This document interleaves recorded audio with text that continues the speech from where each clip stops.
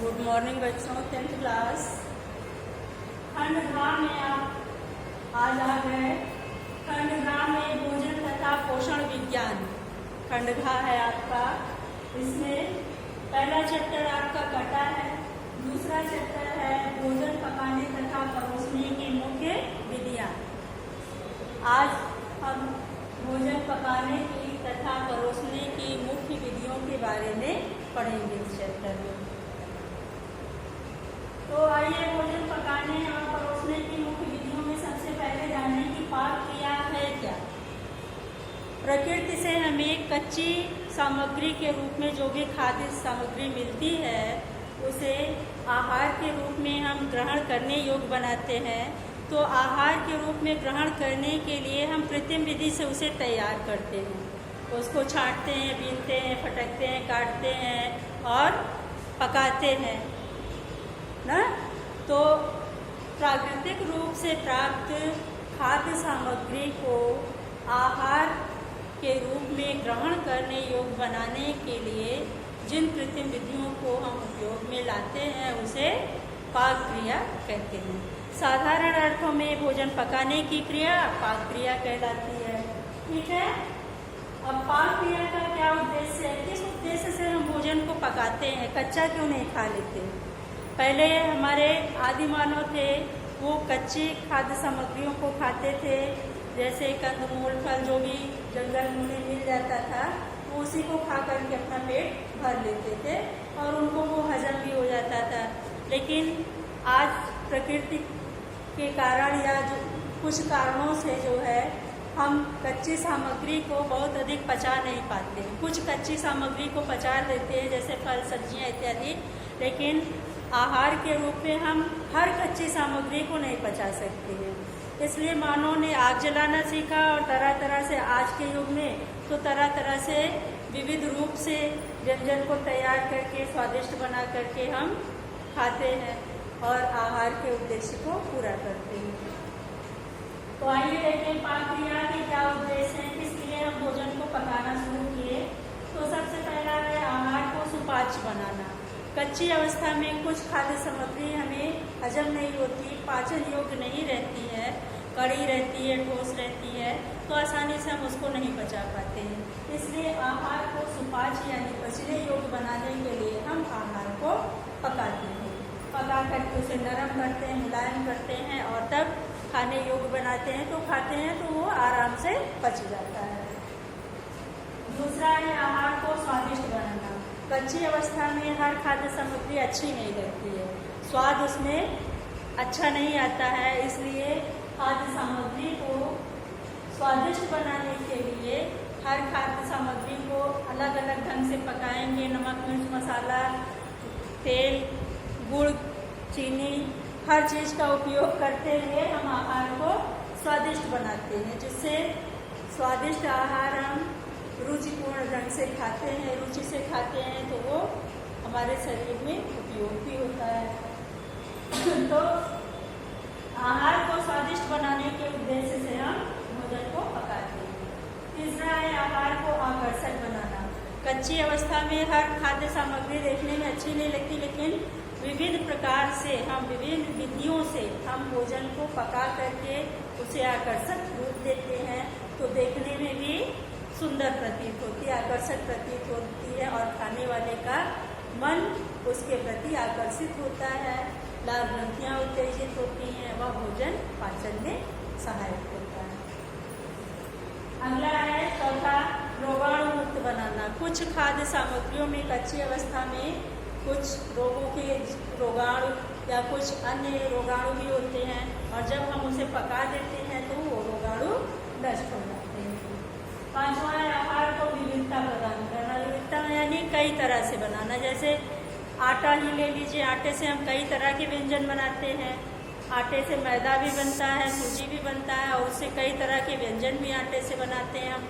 आटे से ही पूड़ी, पराठा, रोटी, तमाम तरह की चीज़ें, लड्डू या पकौड़ी, तमाम तरह की चीज़ें हम उससे भी बना लेते हैं। इसी तरह से आहार की अन्य खाद्य सामग्रियों को भी दालें हैं उससे भी कई तरह की व्यंजन तैयार करते हैं। इस तरह से विविधता प्रदान करते हैं आहार को, जिससे खाने वाले की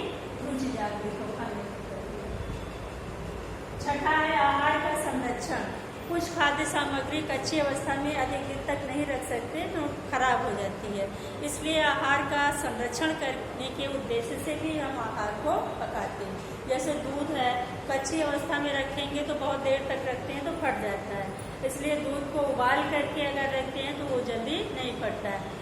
और दूध को 2-3 बार, कई बार उबाले, 2-4 घंटे के अंतराल पर अगर उबालते रहें तो वो 2-3 दिन तक भी चल जाता है, वो खराब नहीं होता। तो आहार को संरक्षण प्रदान करने के लिए भी हम आहार को पकाते हैं। इसके अलावा और भी तरह तरह के अचार इत्यादि बनते हैं, मुरब्बा बनता है, जैम जेली इत्यादि बनता है, तो सब पका करके ही बनता है। तो संरक्षण करने के उद्देश्य से भी हम आहार को पकाते हैं। अब पाक क्रिया में ध्यान देने योग्य बातें। पाक क्रिया में कुछ बातों को ध्यान में रखना चाहिए, जैसे बर्तनों की स्वच्छता, बर्तनों को साफ रखना चाहिए। साफ बर्तन में भोजन बनाने से भोजन अच्छा बनता है और स्वास्थ्यवर्धक होता है। गंदे बर्तनों में अगर भोज्य सामग्रियों को पकाएंगे तो वो स्वास्थ्य के लिए हानिकारक होंगे। और दूसरी चीज़ ये है कि हाथ की साफ सफाई पर भी ध्यान देना चाहिए। नाखून बड़े नहीं होने चाहिए, उसमें नाखूनों में गंदगी घुस जाती है। भोजन पकाते समय बर्तनों को पोंछ लेना चाहिए, भोजन परोसते समय बर्तनों को पोंछना चाहिए। और रसोई घर में अगर हम काम कर रहे हैं तो कई कपड़े रखना चाहिए हाथ पोंछने के लिए।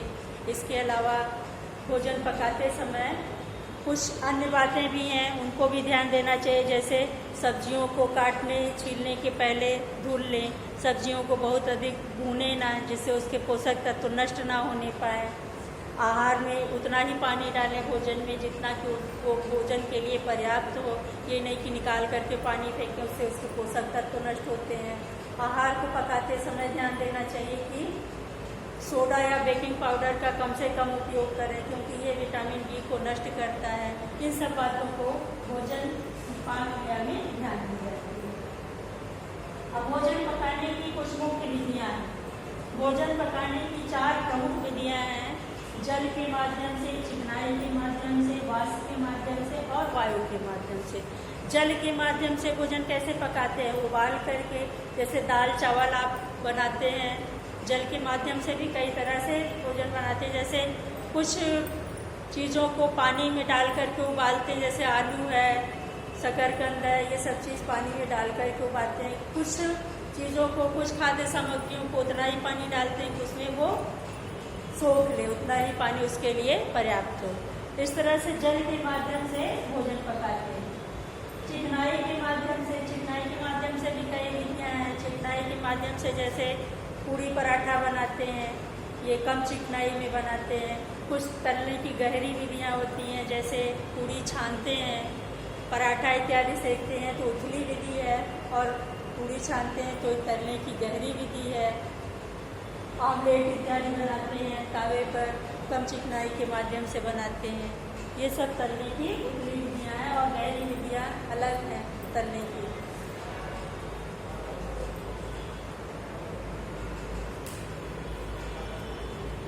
तलने की कुछ शुष्क विधि भी है, जैसे कुछ विधियाँ जो हैं तलने की, वो शुष्क विधि द्वारा मतलब तेल या घी लगा करके थोड़ा सा बर्तन में उसमें खाद्य सामग्री को रख करके बंद कर दिया जाता है। कुछ चिकनाई के माध्यम से और कुछ वाष्प के माध्यम से वो पक करके तैयार हो जाता है, गल जाता है। जैसे मांस इत्यादि पकाना होता है तो उसकी चर्बी से भी तेल निकलता है, तो उसके माध्यम से वसा निकलता है, तो उसके माध्यम से भी वो पक जाता है। फिर है वाष्प के माध्यम से। वाष्प के माध्यम से सबसे बढ़िया है प्रेशर कुकर। प्रेशर कुकर में वाष्प के माध्यम से भोजन बनाया जाता है और इसमें पोषक तत्व तो नष्ट नहीं होते, सुरक्षित रहते हैं उसके अंदर।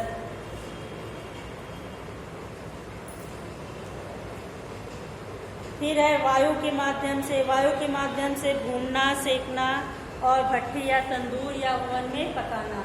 कुछ चीज़ें हम भूनते हैं, जैसे भुट्टा भूनते हैं या फिर आलू, शकरकंद इत्यादि उसमें आग में डाल करके भूनते हैं, तो वायु के माध्यम से हो गए। सेकना, जैसे रोटी इत्यादि सेकते हैं, ये सेकने में हो गया। कुछ चीज़ें हम भट्टी या तंदूर या ओवन में पकाते हैं। ये हो गया भोजन पकाने की प्रमुख विधियाँ। अगले वीडियो में हम फिर आपसे जुड़ते हैं।